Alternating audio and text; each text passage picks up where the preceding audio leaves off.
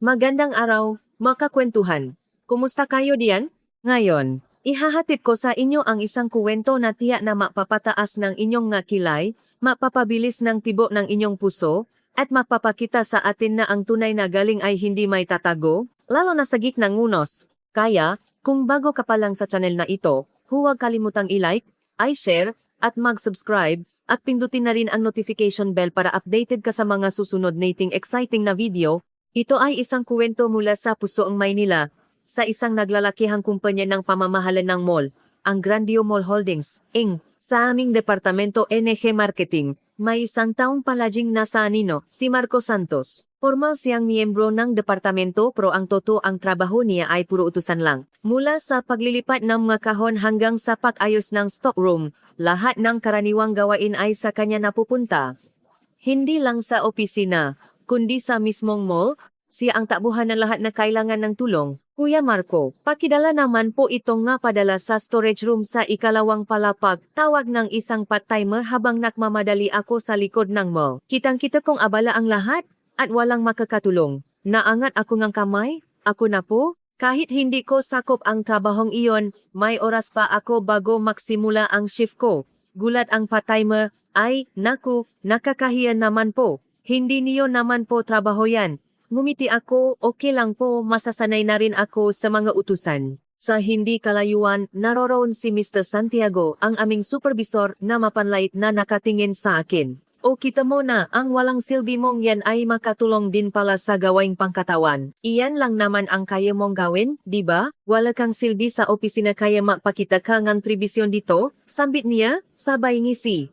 Napauna lang ako, sanay na sa panlalait niya, pununganton ang aking trolley habang papunta sa elevator. Kapag bumabali ako sa opisina, madalas akong tawagin ni Mr. Santiago. Hoy Santos, saan ka na naman galing? Kanina pa kita hinahanap. Galit na tanong niya. Nahatid po ako ng nagamit sa bodega, sagot ko. Ngayon mo lang natapos. Ang bagal mo talaga. Ang toto, sobrang gulong bodega, halo-halo ang gumagamit kaya inubos ko ang oras ko sa pag-aayos nito. Alam kong sasabihin lang niya na wala akong kapasidad, kaya humingi na lang ako ng tawad. Ang part-timer na tinulungan ko ay nagpasalamat-salamat, Kuya Marco. Pero alam mo, Kuya Marco, dapat sinasabi mo yan kung ayaw mo, ang boss mo, sinasamantala ang kabaitan mo. Alam namin na mas magaling ka sa lahat. Nasa likod mo kami kaya magtiwala ka lang sa sarili mo. Naisip ko, tama siya. Kung tatanggi ako, mas malala ang balik sa akin, sigurado. Kaya unti-unti, nasanay na akong sundin na lang ang lahat ng utos ni Mr. Santiago. Isang araw, ipinakilala sa akin ni Mr. Santiago ang bagong lipa sa departamento, si Mayumi Lopez. Santos, dahil wala ka namang ginagawa, ikaw ang maging training officer ni Ms.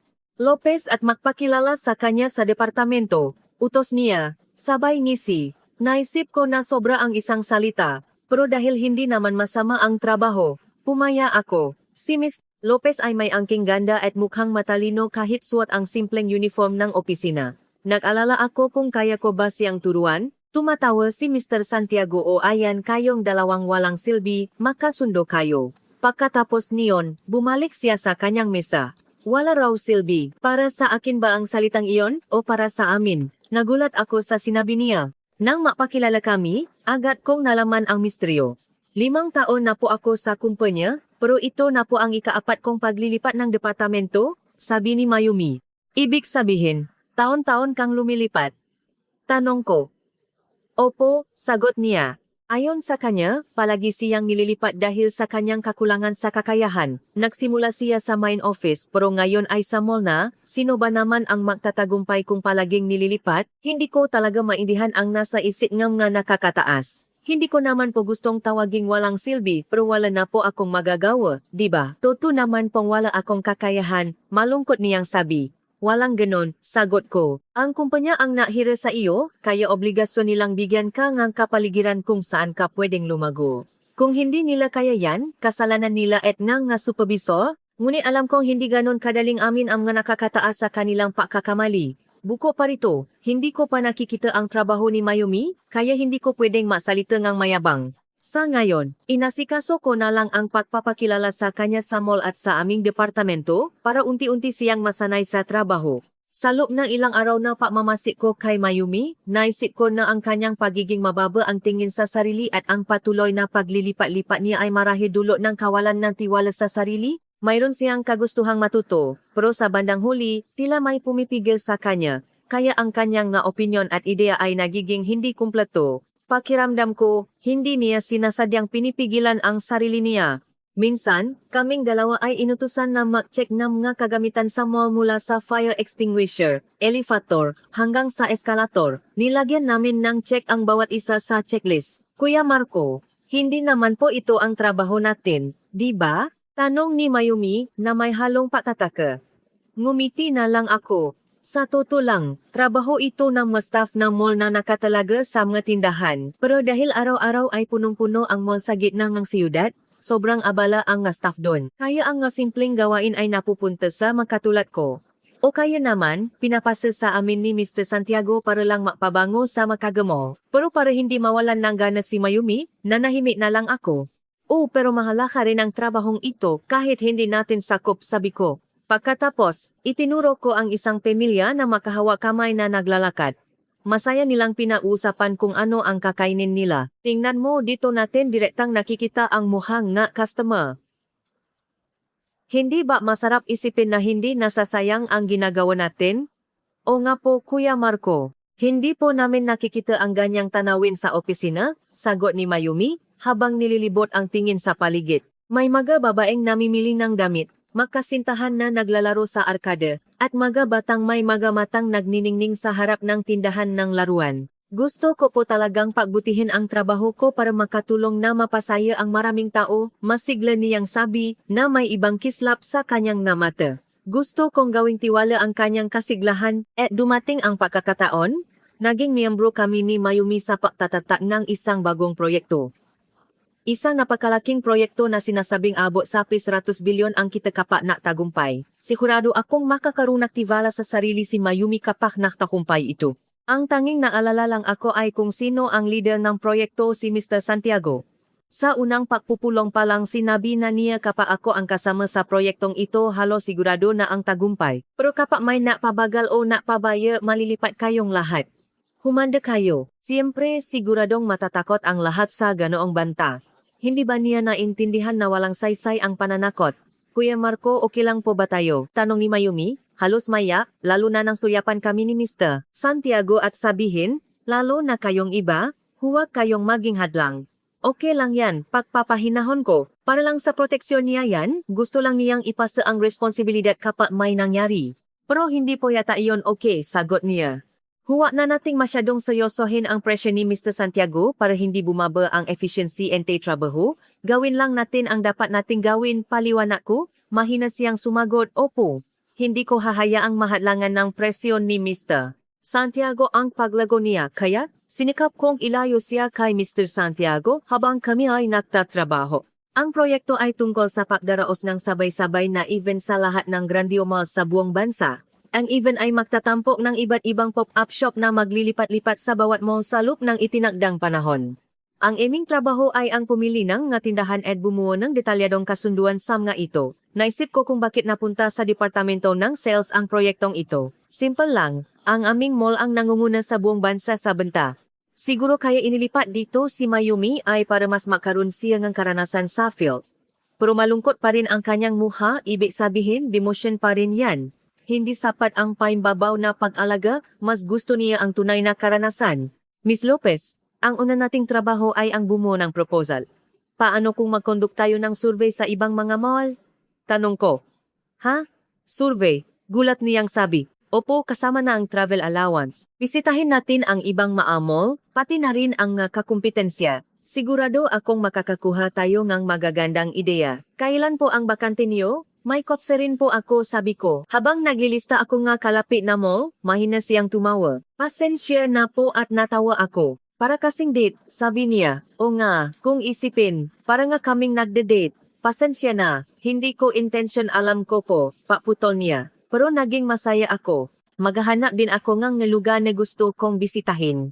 Sige, mag-survey tayo ng todo. Teka, Kuya Marco, paano po nangyari na ang iyong nga ideya ay palaging tama, o nakakumbinsi, o sadyang napakatalino ng paraan ng iyong pagsasalita at pag-isip? Hindi ko po maintindihan kung bakit mababa ang tingin sa iyo, tanong ni Mayumi. Ganon ba?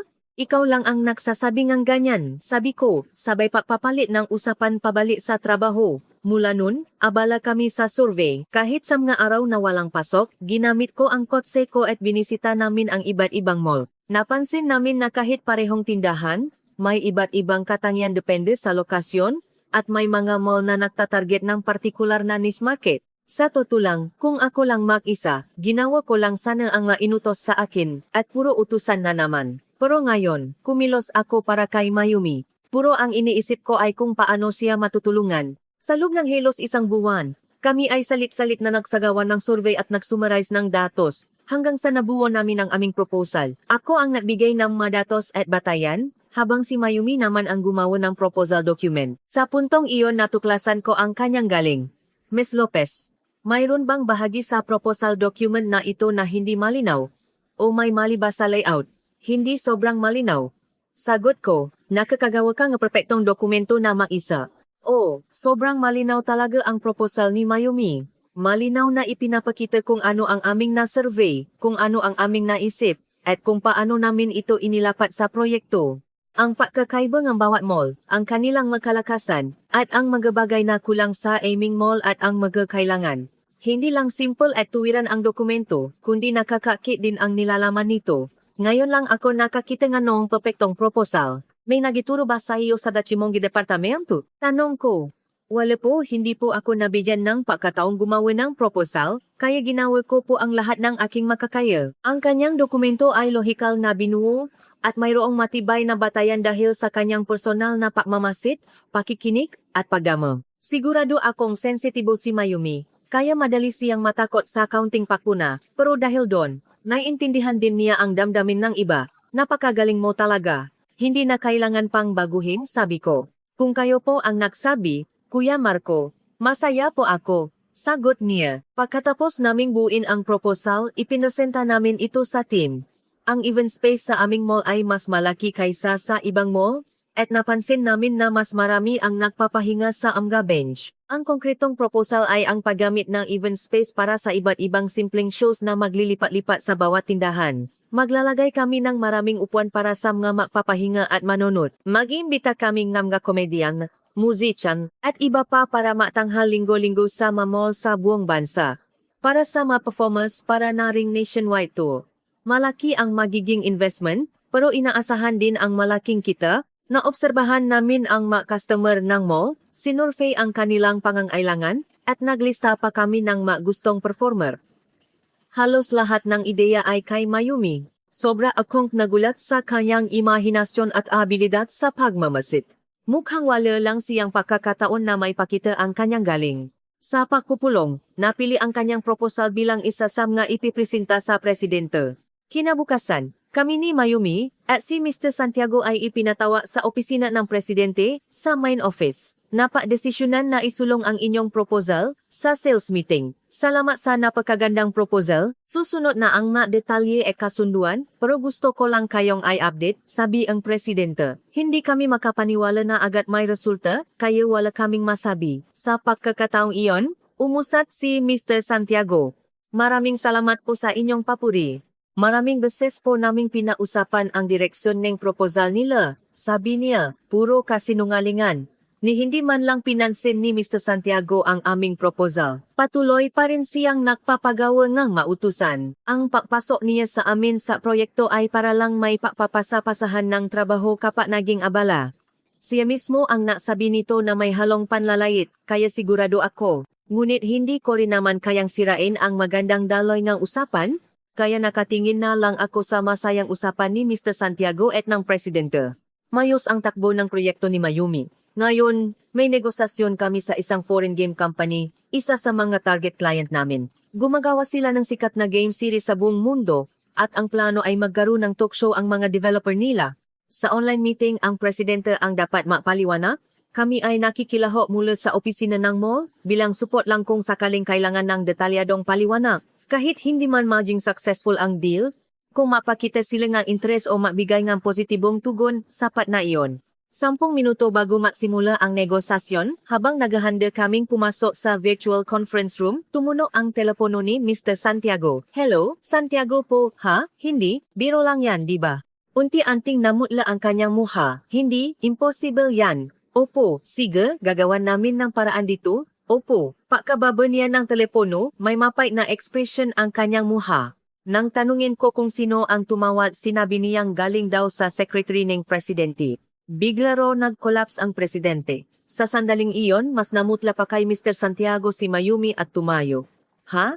Ganun po ba? Ayos lang po ba siya? Nangingini ang kanyang nga kamay, tila takot na takot. Hindi magiging ayos? Ang presidente ang mapapaliwanag ng lahat sa deal na ito? Sagot ni Mr. Santiago. Hindi po yan, ang kondisyon po ng presidente, sabi ni Mayumi. Ngayon lang siya naktaas ng boses ng ganon. Sa gulat ni Mr. Santiago, sinabi niya, hindi naman daw delikado ang buhay niya. Galing daw siya sa out-of-town trip para sa ibang deal, pero inatake daw ng init, heat stroke. Gising naman daw siya, pero hindi makatayo. Mabuti naman, may pahinga ngang ginhawa na sabi ni Mayumi habang umupo. Ngunit ngayon, si Mr. Santiago naman ang tumayo, hindi maganda. Ano ang gagawin natin? Sabi ng secretary, kami raw ang gumawa ng paraan dito. Galit niyang sabi. Lahat ng dokumento ay nasa amin.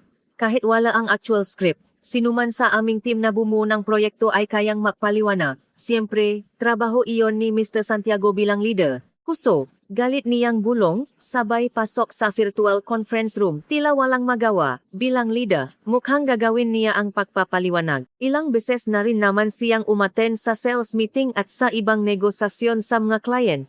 Kaya siguro ayos lang. Kami ay pumasok din na parang walang nangyari. Ngunit, hello, bating ang negosyante na may ngiti, biglang namutla ang mukha ni Mr. Santiago. Baka nakalimutan niya na dayuhan ang kausap, lahat ng dati niyang client ay local. Hello, sagot niya na may pilit na ngiti, sabay mute ng mikropono. Hoy, Miss Lopez! Ikaw ang na-conceptualize nito, kaya ikaw ang magpaliwanag, ha? Ha? Gulat ang lahat, pati si Mayumi. Wala na ang presidente, kaya ikaw ang maging support niya, di ba?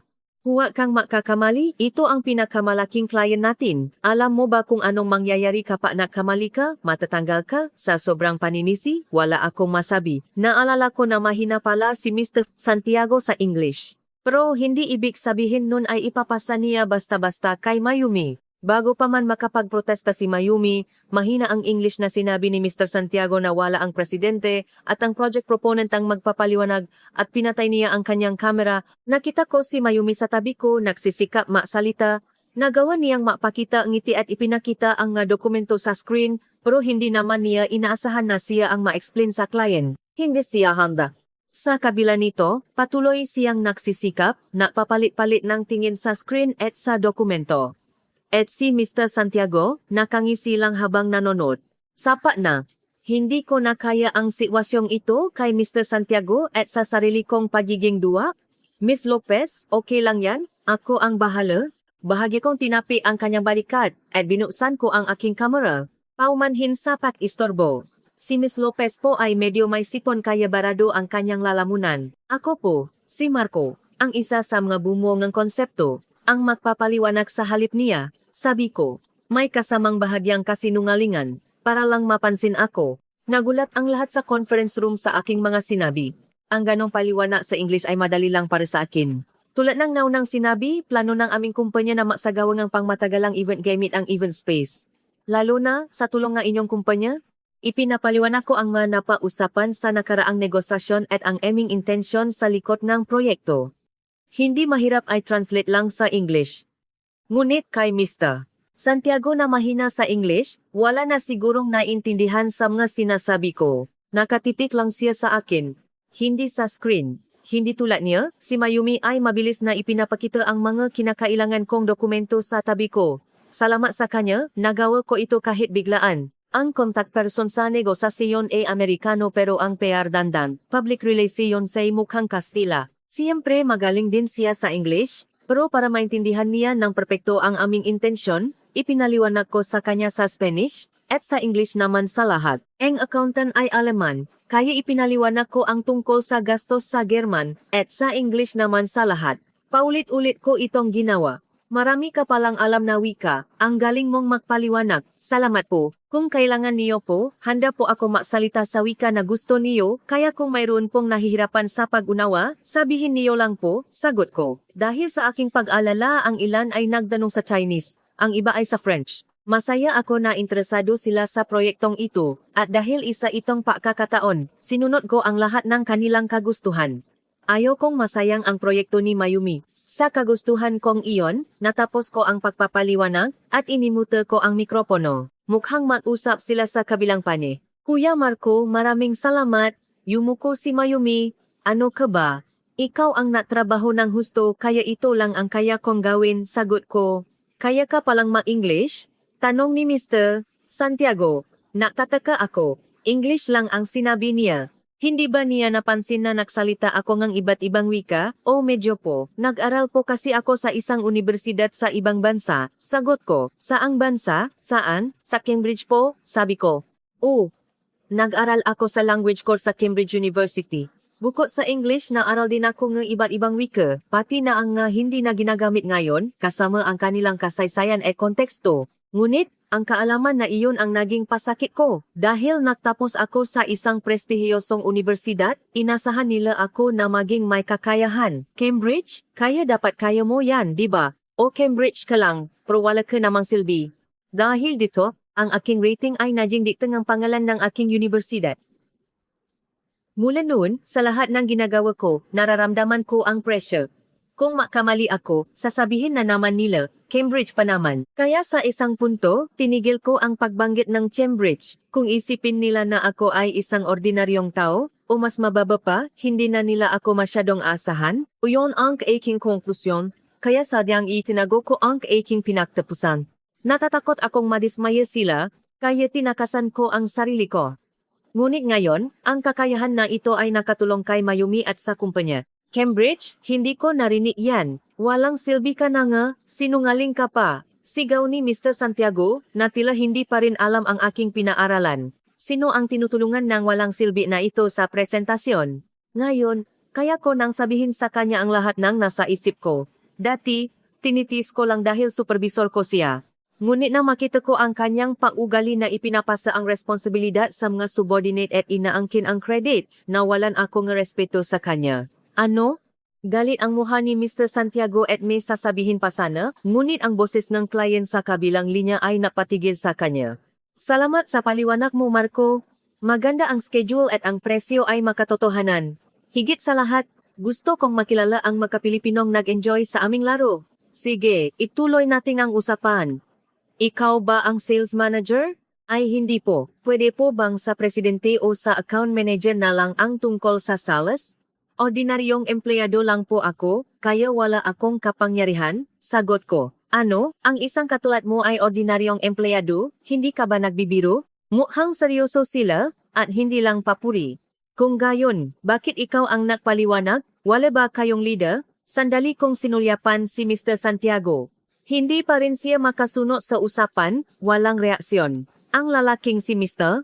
Santiago kanina po ang leader namin. Pero dahil hindi po siya marunong mag-English, ipinasa niya ang paliwanag sa isang subordinate para takasan ang responsibilidad, paliwanag ko. Napansin ni Ms. Santiago ang pagbanggit ng kanyang pangalan, at umayos ng upo, marahil alam niyang pinausapan siya. Siya po ay isang tao na ipinapasa ang kanyang pagkakamali sa subordinate at inaangkin ang magagandang bahagi lang, patuloy ko. Ngunit si Ms. Santiago, nakangisi pa rin, tila walang alam sa nangyayari. May kasama bang ganoong tao sa proyekto? Hindi maganda yan. Alisin natin siya sa proyekto, iyon ang kondisyon para ituloy ang deal na ito. Sa panukalang iyon, ang ilang empleyado na nakakaintindi ng English ay mahinang tumawa, hindi pa rin maintindihan ni Mr. Santiago kung ano ang nangyayari. Naintindihan ko po, ipapaalam ko po sa mga nakakataas. Pwede po bang ipaalam namin ang sagot sa ibang araw? Teka. Hindi madaling makahanap ng tao na kagaya mo na kayang makipag-ugnayan sa maraming tao. Hindi maganda na sabihin ito sa ganitong lugar, pero gusto mo bang magtrabaho sa aming kumpanya? Ang suweldo ay ayon sa iyong husto. Hindi ito papuri lamang. Kung gusto kong matrabaho ka sa amin. Ito ay isang magandang alok, pero hindi ako handa. Gusto ko ng oras para maisip. Maraming salamat po. Pwede po bang paisipan ko muna? Pagkatapos ng pag-uusap na iyon, natapos din ang negosasyon. Oy Santos, ano ang nangyari sa usapan? At ang kawalan mo ng respeto kanina. Galit na sabi ni Mr. Santiago. Ako po.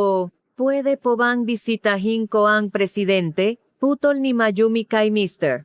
Santiago at nagsimulang magayos. Tila handa siyang lumabas agad sa conference room kahit tanggihan. Sobrang naalala siya sa presidente. Miss Lopez, ako na ang mamaneho, sabi ko. Miss Santiago, sa ngayon, positibo po ang kanilang pagsasaalang-alang. Ipapaalam ko po ang mga detalye sa minutes of the meeting. Iniwan namin si Mr. Santiago na may sinasabi pa at lumabas kami sa conference room. Sa hindi ko malamang dahilan, alam ni Mayumi ang lokasyon ng ospital at ang silid ng presidente. Nagmamadali kaming naglakad sa pasilyo ng ospital at narinig namin ang pamilyar na boses mula sa silid si Mr. Santiago. Nauna pala siya sa amin sa taxi siguro. Kaya nga po, maganda ang takbong negosasyon, pero may isang nakakalungkot na bagay. Sa halip na ako po ang magpaliwanag, sumingit po itong si Santos, ang subordinate ko. Kusa po siyang net present, sabi niya. Hindi ako makapaniwala sa imbento niyang kuwento. Paano niya nasabi ang ganong kasinungalingan? Nagulat ako, at pumasok kami. Pasensya na po. Kayong dalawa pala. Pasensya na sa abala sabi ng presidente. Okay lang po. Kumusta na po ang inyong pakiramdam? Tanong ko. Ayos na. Tapos na rin ako sa dextrose. Medyo lang ang room na inihanda nila, pero bukas ay makakalabas na ako, kaya huwag kayong mag-alala, sagot niya. Mabuti naman po, sabi ni Mayumi, at umupo sa kalapit na upuan, tila nawalan ng lakas dahil sa ginhawa. Kung sa bagay, narinig ko ang ulat ni Mr. Santiago tungkol sa negosasyong kanina, sabi ni ka-presidente. Tumingin sa amin si Mr. Santiago na mayabang, tila alam niyang mas paniniwalaan siya kahit itanggi namin, hanggang saan ang kasinungalingan? Sa tanong na iyon, tila na yelo ang paligid. Lumingon si Mr. Santiago sa presidente nang may pag-alinlangan. Presidente, ang ibig niyo pong sabihin na kasinungalingan hindi ko lang akalain na makakagawa ka nga noong mabilis na desisyon sa gitna ng krisis, di ba? Ano sa palagay mo, Ms. Lopez? Tumingin ang presidente kay Mayumi na nakaupo. Tumadyo si Mayumi at tumabi kay Mr. Santiago. Totoo po na halos natagumpay ang negosasyon. Pero si Kuya Marco po ang napaliwanag ng lahat. Naka-record po ang lahat nangyari sa meeting. Kaya pwede niyo po itong kumpirmahin. Hindi, Miss Lopez, ano ang sinasabi mo? Sigaw ni Mr. Santiago. Mr. Santiago, totoo ba ang sinasabi mo ngayon? Sa mga ginawa mo dati, hindi na ako nadududa.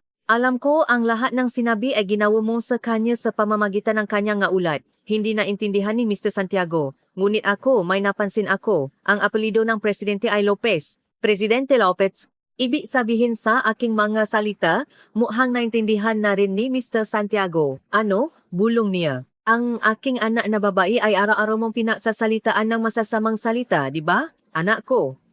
Si Mayumi ay walang alam sa mundo at mahiyain, kaya bilang magulang, naalala ako, ang paglilipat-lipat niya sa iba't ibang lugar ay isang karanasan para sa kanya. Ngunit hindi ko inaasahan na mayroon siyang supervisor na tatawagin siyang walang silbi at magpapagawa ang puro utusan.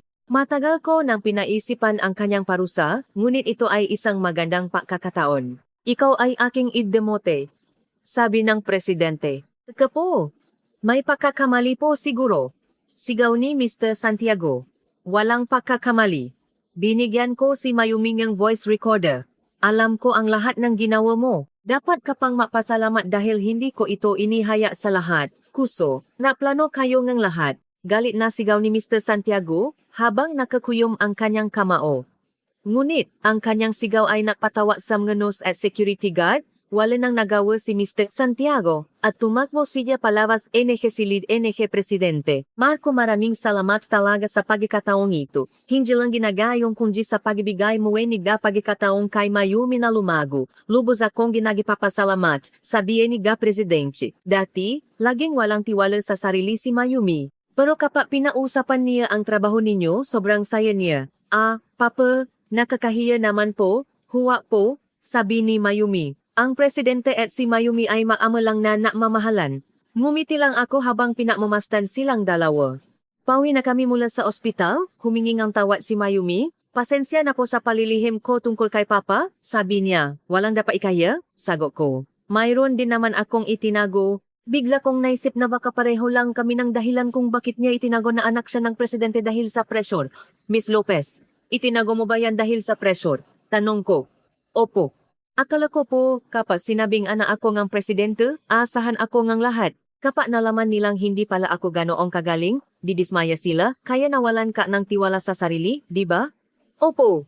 Kung maksikap man ako, kapag walang resulta, didismaya ako. Hindi pwedeng makamali ang anak ng presidente. Laging gumugulo ang ganong pag-isip sa aking isip. Naintindihan ko, ganon din ako. Pero sa huli, napakagaling mo, Miss Lopez. Kaya hindi mo na kailangan pang maramdaman ang pressure, sabi ko. Salamat po, Kuya Marco. Dahil po sa inyo. Kuya Marco, malungkot na sabi ni Mayumi. Tungkol po sa headhunting offer kanina, ano po ang balak ninyo? Okay lang naman sa akin ang magtrabaho sa ibang bansa.